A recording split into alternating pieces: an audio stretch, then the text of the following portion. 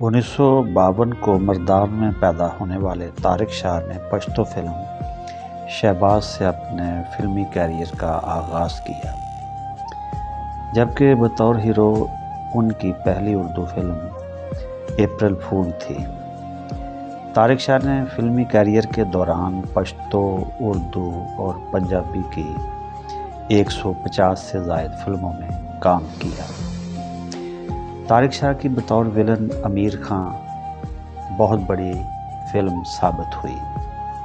اس کے بعد لمبے عرصہ تک سلطان راہی اور شان کے مد مقابل ولن کا کردار نبھاتے رہے۔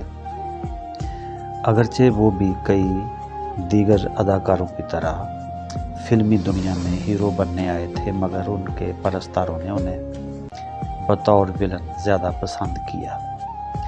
انہوں نے بطور پروڈیوسر بھی کئی فلمیں بنائیں۔ طارق شاہ نے اپنے بڑے بیٹے ببرک شاہ کو بھی عجب گل کی فلم میں بطور ہیرو متعارف کروایا، جس کے بعد انہوں نے کئی فلموں میں کام کیا۔ اردو، پشتو اور پنجابی فلموں کے معروف اداکار طارق شاہ کو بچھڑے 14 برس بیت گئے ہیں۔